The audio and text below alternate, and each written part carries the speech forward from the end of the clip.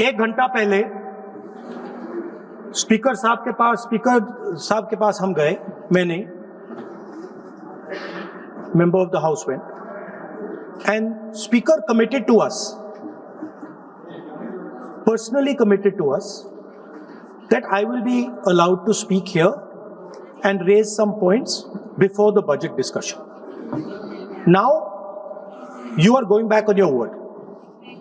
So I'd like to know, am I allowed to speak those points or not?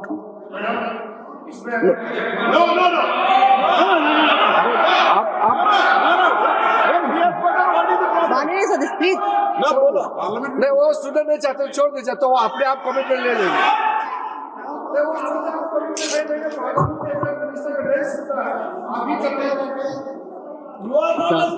माननीय सदस्य, Speaker साहब। मेरे पास आपका कोई नोटिस नहीं आया है और मुझे नहीं मालूम कि आपका क्या विषय है। ये नोटिस आएगा किसी विषय पर, उसके बाद का निर्णय है। प्लीज आप लोग सभी बजट पर चर्चा करिए। अगर नमस्कार, विद्या न्यूज लाइन में आपका स्वागत है। 2 दिन बाद संसद की कार्रवाई शुरू हुई और एक बार फिर से ठप हो गई।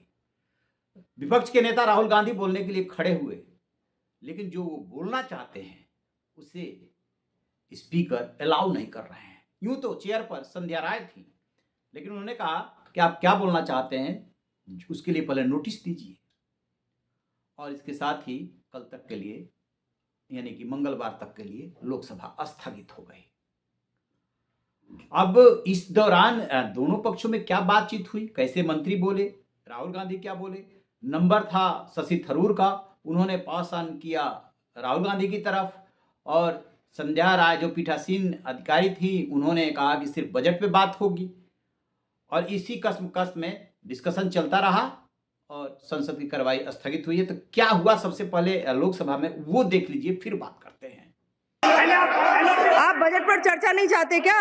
हम चाहते हैं। तो प्लीज बैठिए ना, चर्चा करिए। माननीय सदस्य प्लीज आप बोलिए। Doctor Shashi Tharoor ji. Madam, it's a tradition of the House that the LOP can speak when he wishes to say something, and he will yield to me after that, ma'am. माननीय सदस्य, अगर आप बजट पर बोलना चाहते हैं तो प्लीज आप बोलिए, कोई दिक्कत नहीं है। आप पहले स्पीकर के रूप में बोलिए। बजट पे बोल रहे हैं, पूछ लीजिए। माननीय सदस्य, केवल बजट पर बोलना चाहते हैं आप? ठीक है, बोलिए। मैम, एक घंटा पहले स्पीकर साहब के पास हम गए, मैंने, member of the house went, and speaker committed to us, personally committed to us, that I will be allowed to speak here and raise some points before the budget discussion. Now you are going back on your word. So I'd like to know, am I allowed to speak those points or not?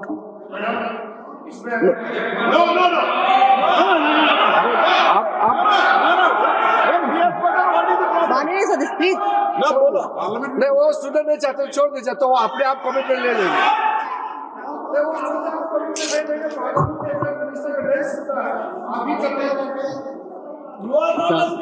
माननीय सदस्य, speaker साहब। मेरे पास आपका कोई notice नहीं आया है और मुझे नहीं मालूम कि आपका क्या विषय है।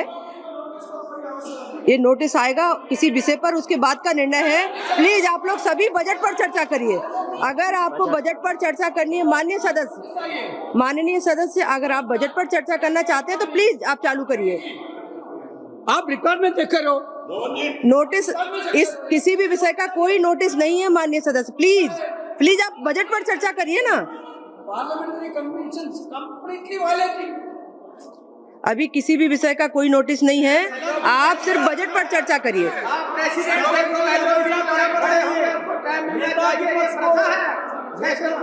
विपक्ष को इंटरवेंशन का अवसर हमेशा शशि थरूर जी को परंपरा रही है। हम लोग भी 20 साल से सदन में, मैं स्वयं देखता हूँ, हमेशा नेता विपक्ष को। माननीय सदस्य, लेकिन कोई भी विषय बिना नोटिस के नहीं रख सकते यहाँ आप। ये नोटिस के बाद का विषय है। प्लीज माननीय सदस्य doctor Shashi Tharoor ji. Madam, Madam, it is a tradition of Parliament that just as you were prepared to give the माननीय floor मंत्री जी कुछ to बोलना the चाहते हैं? माननीय मंत्री जी। उन्होंने कहा, स्पीकर साहब ने कमिटमेंट किया है, राहुल गांधी जी ने कहा, स्पीकर के चैम्बर में वेणुगोपाल जी थे, मैं भी ज्वाइन किया और हम लोग बातचीत किए। मैं इस चीज का पुष्टि करना चाहता हूं कि स्पीकर साहब ने पहल किया था कि अगर सब मान जाए तो सदन चलना चाहिए, और वेणुगोपाल जी की ओर से भी कहा गया है कि हम अपने लीडर ऑफ अपोजिशन से कुछ बुलवाना चाहते हैं, लेकिन उससे पहले हमने ये बात तय किया कि अगर क्या विषय में आप बात करेंगे, अगर स्पीकर के ऊपर एलिगेशन लगाएंगे तो स्पीकर का भी जवाब होगा। ये सारा चीज तय करके ही हम आपको परमिशन देंगे। स्पीकर ने ये कहा, ये अभी राहुल गांधी जी ने कहा वो 100% सही नहीं है। स्पीकर ने कमिटमेंट नहीं किया है। स्पीकर ने ये कहा कि अगर बातचीत बनता है तो आपको बोलने के लिए देंगे और बाकी दल के नेता को भी देंगे। ये नहीं कहा कि सिर्फ कांग्रेस को ही देंगे, ये भी कहा गया। अरे तो आप सवाल करते हो, और अगर मेरा ही बात नहीं सुनेंगे तो सरकार की ओर से कौन बोलेंगे बताइए? आप बोलना चाहते हैं, हम तो हमेशा आपसे बातचीत करने के लिए तैयार रहते हैं, हमारा कोई प्रॉब्लम नहीं है, लेकिन आप लोग कुछ ऐसा काम मत कीजिए जिससे सदन का गरिमा गिरे, ये हमारा अनुरोध है। और स्पीकर साहब ने ये कहा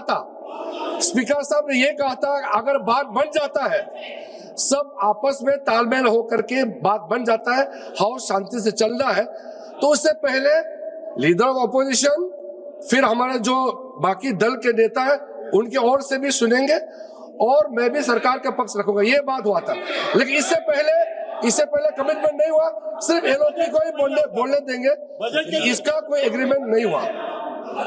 माननीय सदस्यगण, अगर आप केंद्रीय बजट पर चर्चा चाहते हैं, नहीं, कोई विषय नहीं है। माननीय अध्यक्ष महोदय जी ने जैसी व्यवस्था की है, प्लीज आप सब लोग बैठिए प्लीज। माननीय सदस्य बोलना चाहते हैं, डॉक्टर शशि थरूर जी। नहीं, आप सब लोग चर्चा चाहते ही नहीं है केंद्रीय बजट पर। सभा की कार्यवाही कल मंगलवार दिनांक 10 फरवरी 2026 को प्रातः 11 बजे तक के लिए स्थगित की जाती है। अब देखिए, ये पूरा जो गतिरोध है 1 हफ्ते से चल रहा है, पिछले मंडे यानी सोमवार से। आखिरकार राहुल गांधी क्या ऐसा बोलना चाहते हैं जो सरकार जो है नहीं बोलने देना चाहती या नहीं सुनना चाहती? कोई बात अब ढकी छिपी नहीं रह गई है। चाहे वो लोकसभा के रिकॉर्ड में, बस इतना ही तो अंतर है कि अब वो लोकसभा के रिकॉर्ड में आएगा यदि बोलेंगे तो, और बाहर तो सारी बात बोल चुके हैं।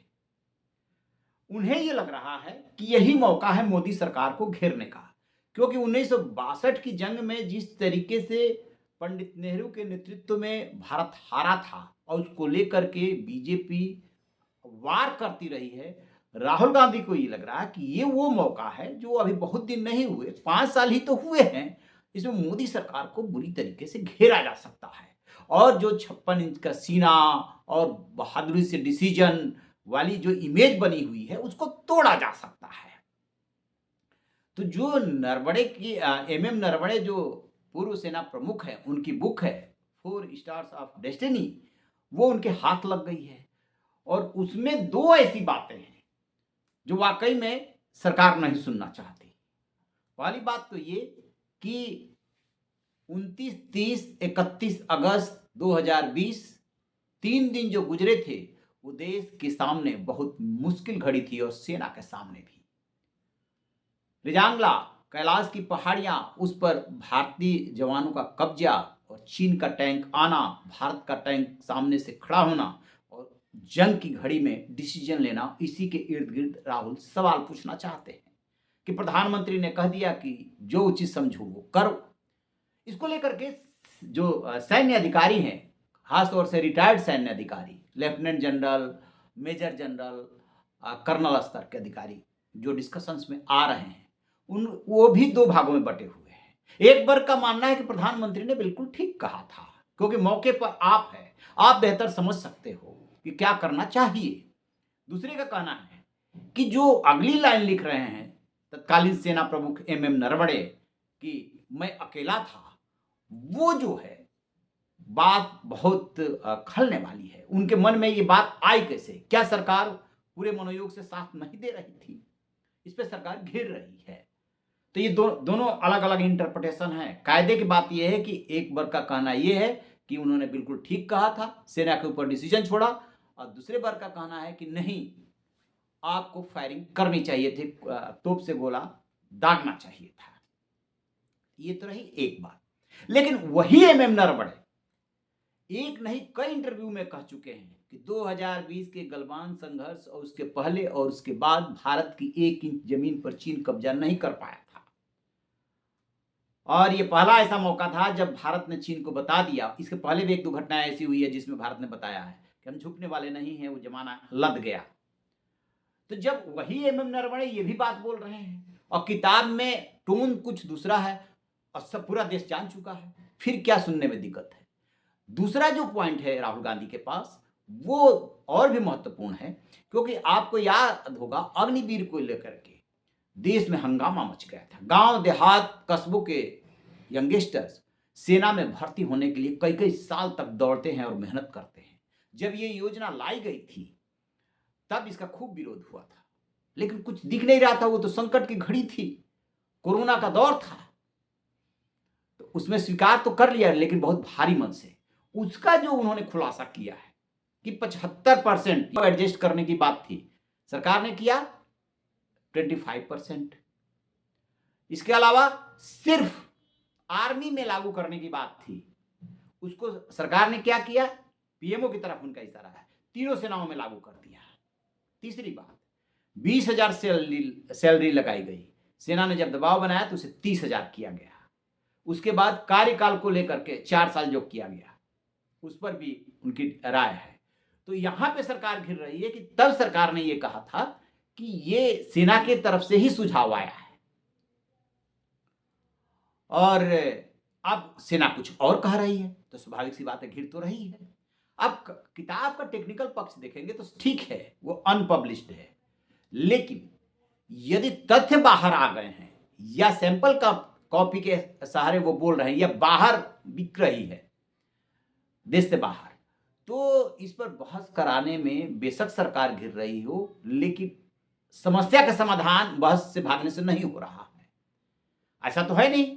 जब वो बातें बाहर निकल करके प्रेस से, मीडिया से बात करके बोल रहे हैं, तो बात तो आई गई ना पब्लिक डोमेन में। लोकतंत्र में क्या होता है? असली मालिक जनता होती है, जनता के बीच तो बात आ चुकी, बस लोकसभा या संसद के रिकॉर्ड पर ही तो बात आनी है। हाँ, ये कह सकते हैं सरकार की शायद ये सेंसिटिव इशू है, हम नहीं चाहते चीन से रिश्ते सुधर रहे हैं कि इस वक्त इस पर बहस हो, तो बहस तो कभी न कभी तो होगी। बहरहाल एक आम आदमी से बातचीत कीजिए तो पता चल जाता है कि इससे सरकार की ही भद पिट रही है कि आप बहस से भाग रहे हो, उस विषय पर नहीं बोलने देना चाहते। रही बात राहुल गांधी को लेकर के, कई रिटायर्ड सैन्य अधिकारियों ने ये कहा है कि वो सीरियस नहीं है, वो कुछ भी बोलते हैं, मौके की नजाकत को नहीं भांपते। लेकिन लोकतंत्र में और राजनीति में होता क्या है, खासतौर से चुनावी राजनीति में, जब सामने वाले को डेंट मारना हो, उसकी विश्वसनीयता पर डेंट मारना हो, तो इशू है या नहीं है, इससे फर्क नहीं पड़ता। क्या लोग उसको एक्सेप्ट कर रहे हैं कि नहीं कर रहे हैं? यदि लोग एक्सेप्ट कर रहे हैं कि हाँ ऐसा हुआ होगा, तो दूसरे पक्ष को उसका फायदा मिल रहा होता है। याद कीजिए BP सिंह जब देश के प्रधानमंत्री हुआ करते थे, उनके बेटे के नाम सेंट किट्स में खाते की बात आई थी। बाद में जांच में पता चला कि वो खाता तो था ही नहीं, और वो चुनाव हार गए। तो राजनीति में ऐसे ही तो होता है। तो यही होता है चुनावी राजनीति में।